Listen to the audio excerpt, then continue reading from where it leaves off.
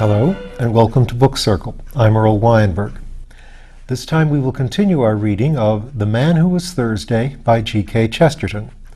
The Man Who Was Thursday is Gabriel Syme, a policeman who has infiltrated the Central Council of the Anarchists, only to discover that everyone else on the council is also an infiltrating policeman. Everyone except Sunday, the head of the council, whom they are now chasing.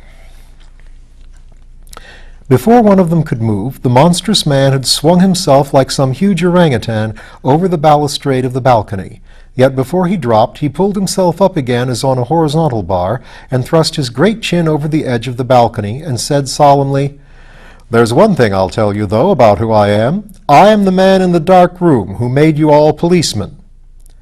With that, he fell from the balcony, bouncing on the stones below like a great ball of India rubber, and went bounding off toward the corner of the Alhambra, where he hailed a hansom cab and sprang inside it. The 6 detectives had been standing thunderstruck and livid in the light of his latest assertion, but when he disappeared into the cab, Syme's practical senses returned to him, and leaping over the balcony so recklessly as almost to break his legs, he called another cab. He and Bull sprang into the cab together, the professor and the inspector into another, while the secretary and the late Gogol scrambled into a third, just in time to pursue the flying Syme, who was pursuing the flying president. Sunday led them a wild chase toward the northwest, his cabman, evidently under the influence of more than common inducements, urging the horse at breakneck speed. But Syme was in no mood for delicacies, and he stood up in his own cab, shouting, "Stop, thief!" until crowds ran alongside his cab and policemen began to stop and ask questions. All this had its influence upon the president's cabman, who began to look dubious and to slow down to a trot. He opened the trap to talk reasonably to his fare, and in so doing let the long whip droop over the front of the cab. Sunday leant forward, seized it, and jerked it violently out of the man's hand. Then, standing up in front of the cab himself, he lashed the horse and roared aloud so that they went down the streets like a flying storm. Through street after street and square after square went whirling this preposterous vehicle, in which the fare was urging the horse and the driver trying desperately to stop it. The other 3 cabs came after it, if the phrase be permissible of a cab, like panting hounds. Shops and streets shot by like rattling arrows. At the highest ecstasy of speed, Sunday turned round on the splashboard where he stood, and sticking his great grinning head out of the cab with white hair whistling in the wind, he made a horrible face at his pursuers like some colossal urchin. Then, raising his right hand swiftly, he flung a ball of paper in Syme's face and vanished. Syme caught the thing while instinctively warding it off, and discovered that it consisted of 2 crumpled papers. One was addressed to himself and the other to Dr. Bull, with a very long and, it is to be feared, partly ironical string of letters after his name.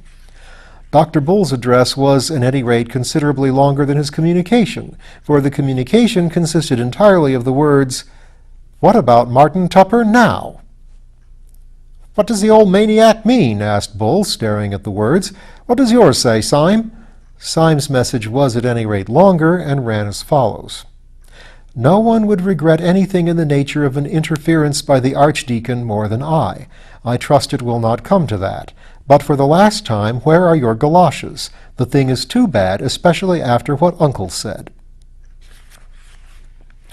The president's cabman seemed to be regaining some control over his horse, and the pursuers gained a little as they swept round into the Edgewood Road. And here there occurred what seemed to the Allies a providential stoppage. Traffic of every kind was swerving to right or left or stopping, for down the long road was coming the unmistakable roar announcing a fire engine, which in a few seconds went by like a brazen thunderbolt. But quick as they went by, Sunday had bounded out of his cab, sprung at the fire engine, caught it, slung himself onto it, and was seen as he disappeared in the noisy distance, talking to the astonished firemen with explanatory gestures. "After him!" howled Syme. "He can't go astray now. There's no mistaking a fire engine." The 3 cabmen, who had been stunned for a moment, whipped up their horses and slightly decreased the distance between themselves and their disappearing prey. The president, acknowledging this proximity by coming to the back of the car, bowing repeatedly, kissing his hand, and finally flinging a neatly folded note into the bosom of Inspector Ratcliffe. When that gentleman opened it, not without impatience, he found it contained the words, "Fly at once. The truth about your trouser stretchers is known. A friend." The fire engine had struck still farther to the north into a region they did not recognize, and as it ran by a line of high railings shadowed with trees, the six friends were startled, but somewhat relieved, to see the president leap from the fire engine, though whether through another whim or the increasing protest of his entertainers they could not see. Before the three cabs, however, could reach up to the spot, he had gone up the high railings like a huge gray cat, tossed himself over, and vanished in a darkness of leaves. Syme, with a furious gesture, stopped his cab, jumped out, and sprang also to the escalade. When he had one leg over the fence and his friends were following, he turned a face on them which shone quite pale in the shadow. "What place can this be?" he asked. "Can it be the old devil's house? I've heard he has a house in North London." "All the better," said the secretary grimly, planting a foot in a foothold. "We shall find him at home." "No, but it isn't that," said Syme, knitting his brows. "I hear the most horrible noises, like devils laughing and sneezing and blowing their devilish noses." "His dog's barking, of course," said the secretary. "Why not say his blackbeetle's barking?" said Syme furiously. "Snails barking, geraniums barking. Did you ever hear a dog bark like that?"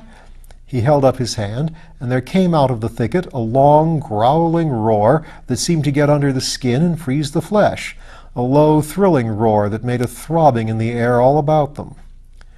"The dogs of Sunday would be no ordinary dogs," said Gogol, and shuddered.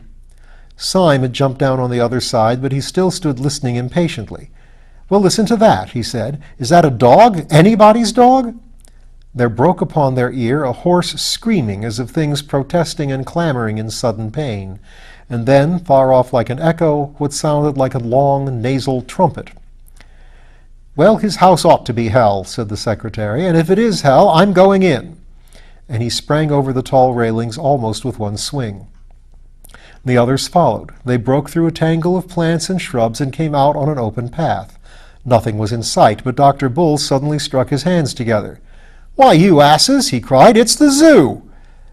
As they were looking round wildly for any trace of their wild quarry, a keeper in uniform came running along the path with a man in plain clothes. "Has he come this way?" gasped the keeper. "Has what?" asked Syme. "The elephant!" cried the keeper. "An elephant has gone mad and run away." "He's run away with an old gentleman," said the other stranger breathlessly. "A poor old gentleman with white hair." "What sort of old gentleman?" asked Syme with great curiosity. "A very large and fat old gentleman in light gray clothes," said the keeper eagerly. "Well," said Syme, "if he's that particular kind of old gentleman, if you're quite sure that he's a large and fat old gentleman in gray clothes, you may take my word for it that the elephant has not run away with him. He has run away with the elephant. The elephant is not made by God that could be run away with. The elephant has not been made by God that could run away with him if he did not consent to the elopement. And by thunder, there he is!" There was no doubt about it this time. Clean across the space of grass about 200 yards away, with a crowd screaming and scampering vainly at his heels, went a huge gray elephant at an awful stride, with his trunk thrown out as rigid as a ship's bowsprit, and trumpeting like a trumpet of doom. On the back of the bellowing and plunging animal sat President Sunday, with all the placidity of a sultan, but goading the animal to a furious speed with some sharp object in his hand. "Stop him!" screamed the populace. "He'll be out of the gate!" "Stop a landslide!" said the keeper. "He is out of the gate!" And even as he spoke, a final crash and a roar of terror announced that the great gray elephant had broken out of the gates of the zoological garden and was careering down Albany Street like a new and swift sort of omnibus. "Great Lord!" cried Bull. "I never knew an elephant could go so fast. Well, it must be hansom cabs again if we're to even keep him in sight." As they raced along to the gate out of which the elephant had vanished, Syme felt a glaring panorama of the strange animals in the cages which they passed. Afterwards he thought it queer that he should have seen them so clearly. He remembered especially seeing pelicans with their preposterous pendant throats. He wondered why the pelican was the symbol of charity, except that it wanted a good deal of charity to admire a pelican. He remembered a hornbill, which was simply a huge yellow beak with a small bird tied on behind it. The whole gave him a sensation, the vividness of which he could not explain, that nature was always making quite mysterious jokes. Sunday had told them that they would understand him when they had understood the stars. He wondered whether even the archangels understood the hornbill. The 6 unhappy detectives flung themselves into cabs and followed the elephant, sharing the terror which he spread through the long stretch of the streets. This time Sunday did not turn round, but offered them the solid stretch of his unconscious back, which maddened them, if possible, more than his previous mockeries. Just before they came to Baker Street, however, he was seen to throw something far up into the air, as a boy does a ball, meaning to catch it again. But at their rate of racing it fell far behind, just by the cab containing Gogol, and in faint hope of a clue, or for some impulse unexplainable, he stopped his cab so as to pick it up. It was addressed to himself, and was quite a bulky parcel. On examining, however, its bulk was found to consist of 33 pieces of paper of no value, wrapped one around the other. When the last covering was torn away, it reduced itself to a small slip of paper on which was written, "The word, I fancy, should be pink." The man once known as Gogol said nothing, but the movements of his hand and feet were like those of a man urging a horse to renewed efforts. Through street after street, through district after district, went the prodigy of the flying elephant, calling crowds to every window and driving the traffic left and right. And still, through all this insane publicity, the 3 cabs toiled after it until they came to be regarded as part of a procession, and perhaps the advertisement for a circus. They went at such a rate that distances were shortened beyond belief, and Syme saw the Albert Hall in Kensington when he thought that they were still in Paddington. The animal's pace was even more fast and free through the empty, aristocratic streets of South Kensington, and he finally headed towards that part of the skyline where the enormous wheel of Earl's Court stood up in the sky. The wheel grew larger and larger till it filled the heaven like the wheel of stars. The beast outstripped the cabs. They lost him round several corners, and when they came to one of the gates of the Earl's Court exhibition, they found themselves finally blocked. In front of them was an enormous crowd. In the midst of it was an enormous elephant, heaving and shuddering as such shapeless creatures do, but the president had disappeared. "Where has he gone to?" asked Syme, slipping to the ground. "Gentleman rushed into the exhibition, sir," said an official in a dazed manner. Then he added in an injured voice, "Funny gentleman, sir, asked me to hold his horse and gave me this." He held out with distaste a piece of folded paper addressed to the Secretary of the Central Anarchist Council. The secretary, raging, rent it open and found written inside, "When the herring runs a mile, let the secretary smile. When the herring tries to fly, let the secretary die." Rustic proverb. "Why the eternal crikey," began the secretary, "did you let the man in? Do people commonly come to your exhibition riding on mad elephants? Do—" "Look!" shouted Syme suddenly. "Look over there!" "Look at what?" asked the secretary savagely. "Look at the captive balloon," said Syme, and pointed in frenzy. "Why the blazes should I look at a captive balloon?" demanded the secretary. "What is there queer about a captive balloon?" "Nothing," said Syme, "except that it isn't captive." They all turned their eyes to where the balloon swung and swelled above the exhibition on a string, like a child's balloon. A second afterward, the string came in two just under the car, and the balloon broke loose, floated away with the freedom of a soap bubble. "10,000 devils!" shrieked the secretary. "He's gotten into it!" And he shook his fists at the sky. The balloon, borne by some chance wind, came right above them, and they could see the great white head of the president peering over the side and looking benevolently down on them. "God bless my soul," said the professor, with an elderly manner that he could never disconnect from his bleached beard and parchment face. "God bless my soul, I seem to fancy that something fell on top of my hat." He put up a trembling hand and took from that shelf a piece of twisted paper, which he opened absently, only to find it inscribed with a true lover's knot and the words, "Your beauty has not left me indifferent," from Little Snowdrop. There was a short silence, and then Syme said, biting his beard, "I'm not beaten yet. The blasted thing must come down somewhere. Let's follow it." Chapter 14. The 6 Philosophers.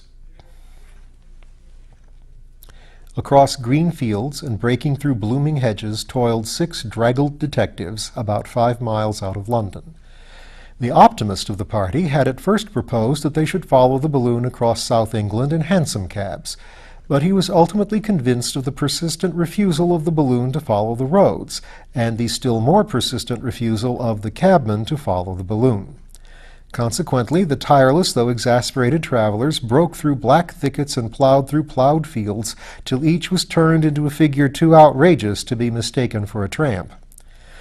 Those green hills of Surrey saw the final collapse and tragedy of the admirable light grey suit in which Syme had set out from Saffron Park. His silk hat was broken over his nose by a swinging bough, his coat-tails were torn to the shoulders by arresting thorns, the clay of England was splashed up to his collar, but he still carried his yellow beard forward with a silent and furious determination, and his eyes were still fixed on that floating ball of gas, which in the flush full of sunset seemed colored like a sunset cloud. "After all," he said, "it is very beautiful." "It is singularly and strangely beautiful," said the professor. "I wish the beastly gas bag would burst." "No," said Dr. Bull, "I hope it won't. It might hurt the old boy." "Hurt him?" said the vindictive professor. "Hurt him? Not as much as I'd hurt him if I could get up with him. Little snowdrop!" "I don't want him hurt somehow," said Dr. Bull. "What?" cried the secretary bitterly. "Do you believe all that tale about his being our man in the dark room? Sunday would say he was anybody." "I don't know whether I believe it or not," said Dr. Bull. "But it isn't that I mean. I can't wish old Sunday's balloon to burst because—" "Well," said Syme impatiently, "because—" "Well, because he's so jolly like a balloon himself," said Dr. Bull desperately. "I don't understand a word of all that idea of his being the same man who gave us all our blue cards. It seems to make everything nonsense. But I don't care who knows it. I always had a sympathy for old Sunday himself, wicked as he was, just as if he was a great bouncing baby. How can I explain what my queer sympathy was? It didn't prevent my fighting like hell against him. Shall I make it clear if I say that I liked him because he was so fat?" "You will not," said the secretary. "I've got it now," cried Bull. "It was because he was so fat and so light, just like a balloon. We always think of fat people as heavy, but he could have danced against a sylph. I see now what I mean. Moderate strength is shown in violence. Supreme strength is shown in levity. It was like the old speculations. What would happen if an elephant could leap up in the sky like a grasshopper?" "Our elephant," said Syme, looking upward, "has leapt into the sky like a grasshopper." "And somehow," concluded Bull, "that's why I can't help liking old Sunday. No, it's not an admiration of force or any silly thing like that. There's a kind of gaiety in the thing, as if he were bursting with some good news. Haven't you sometimes felt it on a spring day? You know, nature plays tricks, but somehow that day proves they're all good-natured tricks. I never read the Bible myself, but that part they laugh at is literal truth. Why leap ye, ye high hills? The hills do leap, at least they try to. Why do I like Sunday? How can I tell you? Because he's such a bounder." There was a long silence, and then the secretary said in a curious, strained voice, "You do not know Sunday at all. Perhaps it is because you are better than I and do not know hell. I was a fierce fellow and a trifle morbid from the first. The man who sits in darkness and who chose us all chose me because I had the crazy look of a conspirator, because my smile went crooked and my eyes were gloomy even when I smiled. But there must have been something in me that answered to the nerves in all these anarchic men, for when I first saw Sunday, he expressed to me not your airy vitality, but something both gross and sad in the nature of things. I found him smoking in a twilit room, a room with brown blinds down, infinitely more depressing than the genial darkness in which our master lives. He sat there on a bench, a huge heap of a man, dark and out of shape. He listened to all my words without speaking or even stirring. I poured out my most passionate appeals and asked my most eloquent questions. And then, after a long silence, the thing began to shake, and I thought it was shaken by some secret malady. It shook like a loathsome and living jelly. It reminded me of everything I'd ever read about the base bodies that are the origin of life, the deep-sea lumps in protoplasm. It seemed like the final form of matter, the most shapeless and the most shameful. I could only tell myself from its shudderings that something at least with such a monster could be miserable. And then it broke upon me that the bestial mountain was shaking with lonely laughter, and the laughter was at me. Do you ask me to forgive him that? It is no small thing to be laughed at by something at once lower and stronger than oneself. Surely you fellows are exaggerating wildly, cut in the clear voice of Inspector Ratcliffe. President Sunday is a terrible fellow for one's intellect, but he's not such a Barnum's freak physically as you make out.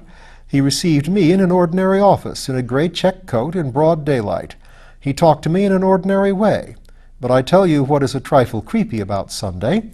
His room is neat, his clothes are neat, everything seems in order, but he's absent-minded.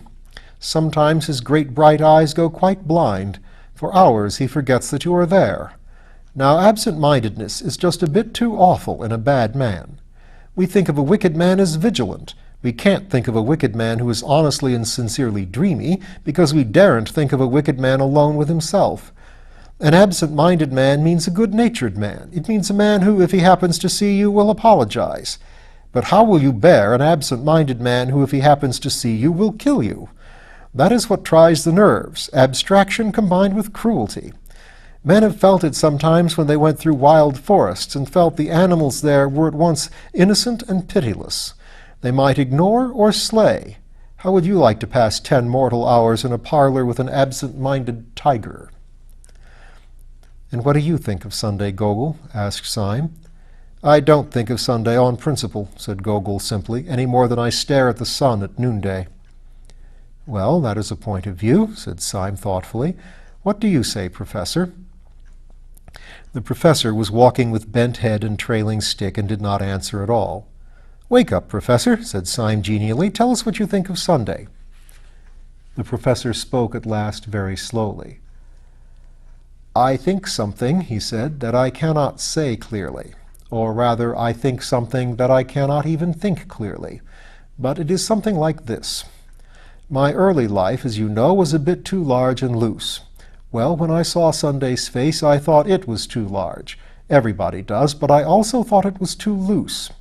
The face was so big that one couldn't focus it or make it a face at all. The eye was so far away from the nose that it wasn't an eye. The mouth was so much by itself that one had to think of it by itself. The whole thing is too hard to explain.